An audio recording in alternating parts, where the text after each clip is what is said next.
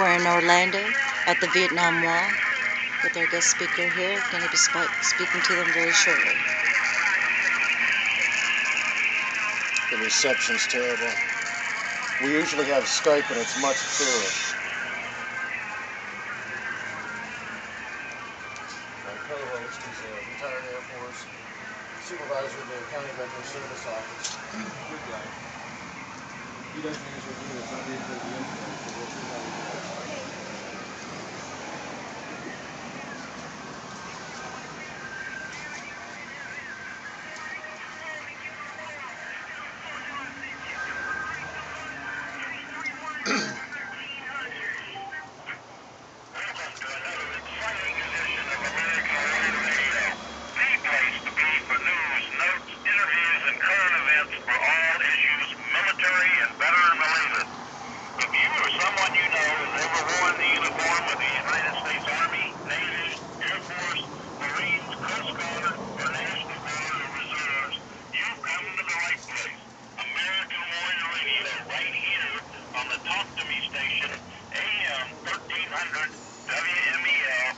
Sponsored by Project, and that stands for AVAT Project. If you remember. Veterans Empowerment Team. There you go. The program is all about supporting our troops and their families, both past and present.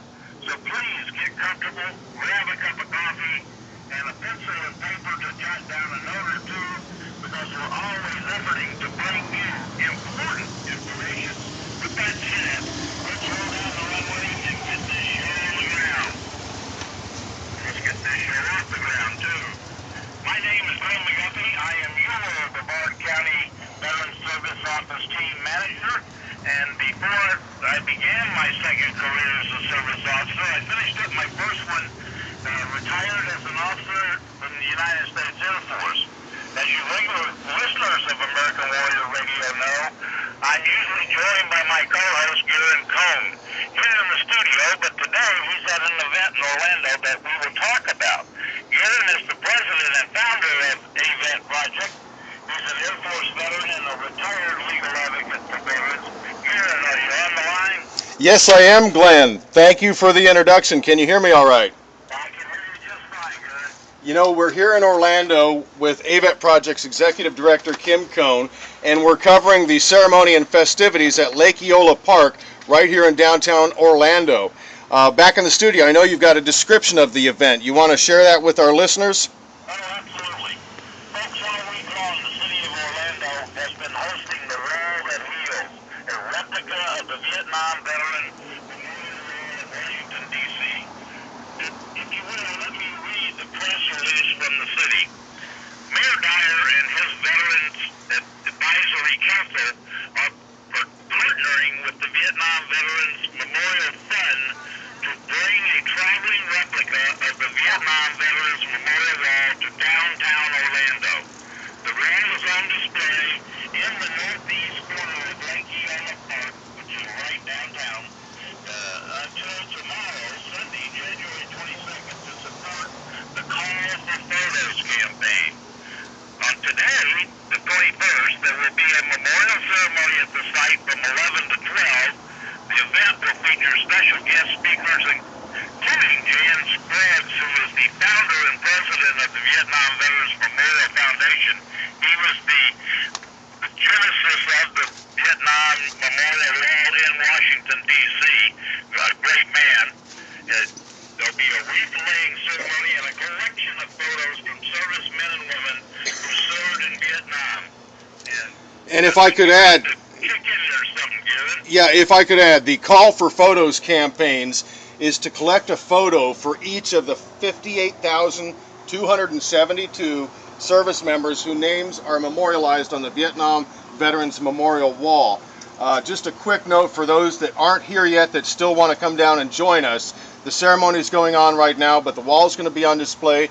The museum's going to be on display through tomorrow. But if you're coming into town, southbound Eola Drive from Robinson Street to Washington Street is going to be closed to facilitate the event. The what would you estimate the attendance is, good? Not bad. You know, it's not bad, but we'd sure like to see a whole lot more folks come down here. It's such a gorgeous day. We're right here by Lake Eola, the big fountain. Everybody that knows the area is familiar with it. So, folks, jump in your car and get on down here. Leave the radio on, AM 1300, so you can listen to American Warrior Radio. But please come on down. Yeah, right. We want to get into some interviews, but real quick before that, what kind of activities are going on besides the memorial event that I mentioned and the wreath laying and some of the speeches? Are there booths or concessions or what has what's there? You know, I'm going to be bringing you an interview and all the listeners an interview with the folks that travel along with the VVMF wall that heals, and they have merchandise available down here. There's free water for those folks that are get thirsty. Let me move over here so we don't have that car horn in the background. We are in a city, so those things happen.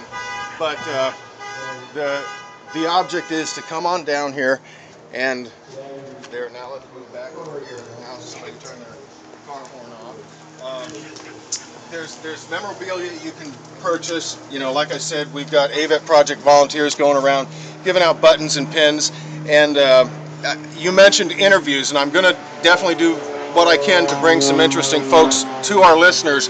Right now, Glenn, I have Bob Dobeck, excuse me, who is the site manager. Say hello, Bob. How you doing? Hey, good to talk to you, Bob. Nice talking to you, sir. Tell me, Bob, you've been doing this for how long now? This is the start of our third season. We've been doing this 2 years previous to this year. 2 years previous. How many sites have you set up the replica? This will be our 60th site. We had 26 the first year, 33 the second year. This is the very kickoff of our third year. So this is the beginning event for the third year for you. Correct. And how many folks travel with the Wall That Heals to get this accomplished? There's Brenda and I, which we are the site managers and drivers. We set up, establish, maintain, do any repairs as necessary. Then there's Danny and Patty Little. They tag along with us. They've got the memorabilia shirts that they have for donations. Fantastic. And those donations, what do they go towards? The donations for the shirts go directly to Build the Education Center or buildthecenter.org. This is going to allow us to get the Education Center built, which will be an underground facility right across from the wall in D.C., whereas we'll be able to have more of the memorabilia that's been left at the wall. Instead of sitting in a museum in Hyattsville, Maryland, it'll actually be able to be displayed there because it's protected, because it's underground from the UVA, UVB rays. Outstanding. I know, Glenn, you wanted to ask him about his military service. Yeah, absolutely. That's an awesome job that you're doing there, Bob. You and your wife, Brenda, and the others that you mentioned. Tell us a little bit about your military service. As it turns out, I guess it's a military career or so. Yes, it is. I retired after 23 and a half years in the Army. I've got 14 years regular Army time, and then I've got some Michigan and Iowa Guard time, Army Reserve time in Michigan, Indiana, and Iowa. And I drove over the road for 13 years afterwards because I was pretty much wanted a job where I was on my own, didn't need a whole lot of adult supervision, or at least that's my story. But in the aspect of I long to be back helping with the people. When this opportunity came up approximately 3 years ago, I jumped all over it. This is one of those jobs that when you find a job you really, really like, it'll never be work the rest of your life. It's That's fantastic. And where are you home based at, Bob? We are actually based out of the Vietnam Veterans Memorial Fund in Washington, D.C., but Brenda and I reside in a small town in Iowa. We enjoy it out there. I'm a transplant out there from Detroit. Brenda's a transplant out there from around the Dayton, Ohio area. So we've lived out there for a little over 25 years now. So we enjoy it. Good place to raise kids and grandkids. And you're telling me that you've got a space available for this big rig, because you've got quite a rig here. Describe this for the listeners. Well, we have an extended cab sleeper Kenworth. So it's got an 86-inch sleeper rather than a 70-inch, so it's 16 inches longer than a standard semi-tractor. Altogether, we're right at about 75 feet in total length, pulling a 53-foot toy hauler trailer that is also a museum. So Describe that. It's a standard toy hauler trailer that's been modified. Instead of having living quarters in it, we utilize it for storage space to secure and store the wall. Also the tent that we have, computerized equipment.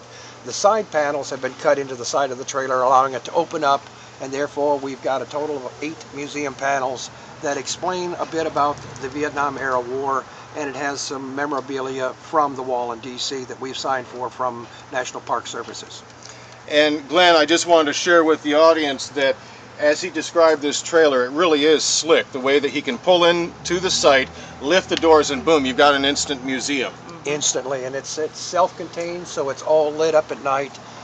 We tap into... as is the wall when it's on display. Yes, the wall has got a special LED lighting system that puts the light right where it's needed, and it converts 110 volt down to 12 volt LED, so with a 100,000 hour burn, the light should last us a long time.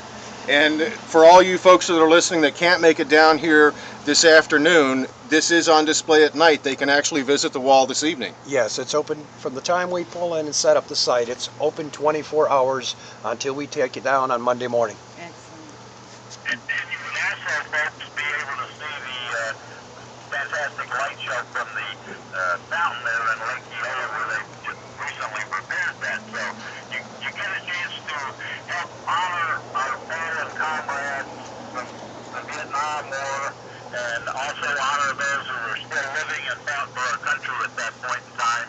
And I encourage you to go there if you possibly can. It's a great place, Lake Eola, and it's a great event.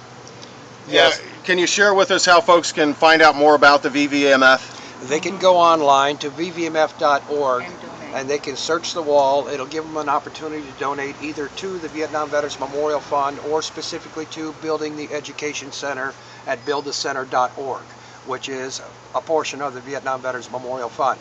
We're starting groundbreaking here this year, and we're looking at opening it up with a dedication, that's the word I was looking for, in 2014. It'll be an underground facility, as I stated, so it'll be climate controlled and it'll be fantastic. It'll cover the entire spectrum, the time frame from the French Indian War to current, with the uniform changes and things of that nature, but with specific concentration on the Vietnam era. Folks, we've been talking to Bob Dobeck with the Wall That Heals, the Vietnam Veterans Memorial. Thank you so much for your time, sir, and everything that you're doing, and we appreciate your service to this country. Thank you very much. I appreciate it.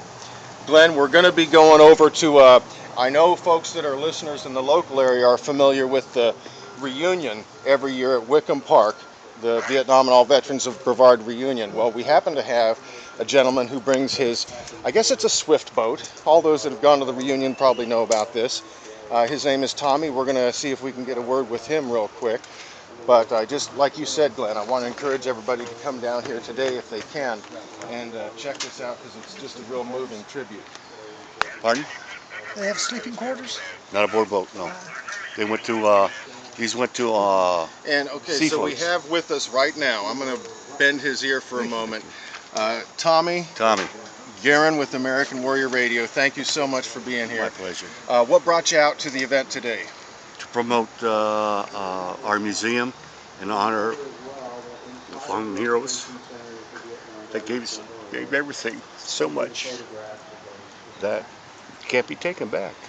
And people have to realize that you can't turn your back to us.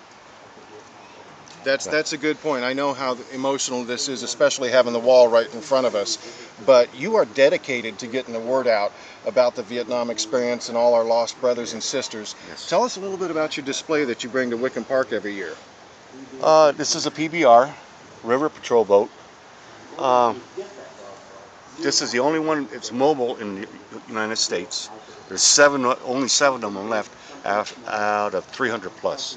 Now you say mobile, you have a special unit to tow it with also. One of our members for the museum, that's his deuce and a half. He pulls it for us.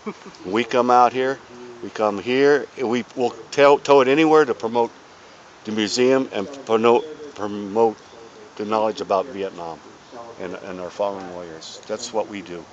And my co-host, Glenn McGuffey. Glenn, you're a Vietnam vet. I know it strikes you much the same way when you go to these memorial events. Yeah, absolutely. And Tommy, I was wondering if you could share with our audience a little bit about what these Swift boats' mission was in Vietnam and sort of where they operated at. Okay, when they started, it was supplies and ammunition coming down the Ho Chi Minh Trail. They got so good at blowing up the trails that they were falling behind. The Viet Cong were falling behind on supplies and stuff. So they start putting their contraband or whatever you want to call it on sampans and coming down the Mekong Delta and that type of thing. And the Navy needed something to stop that. And that's what these were designed to do. What the Coast Guard does now at Homeland Defense out of Miami. Stop the drugs.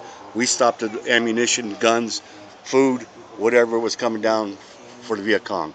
Generally speaking, how many sailors would be on one of these? This has only had a crew of 5. With popular misconception, they weren't Army crew. These were Navy boats, Navy crew. Boat captain, forward gunner, aft gunner, engineman, and another one that kept the beer cold and passed the ammunition.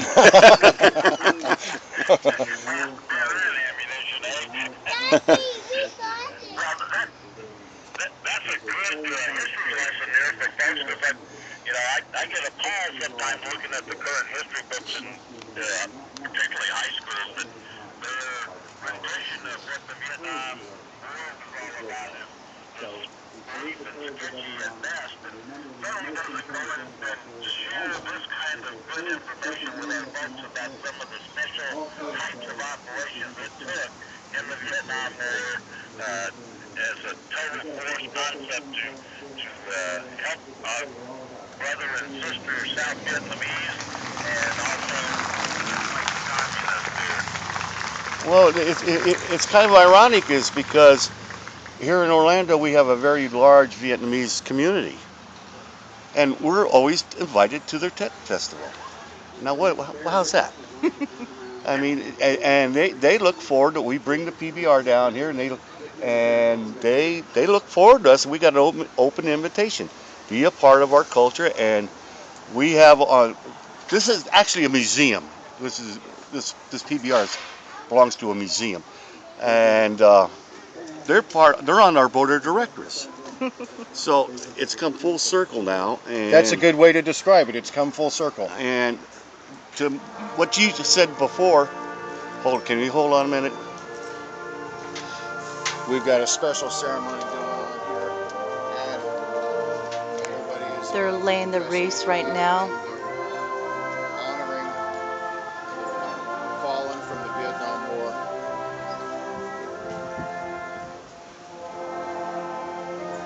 Are you still there, Glenn? I'm still here. Okay.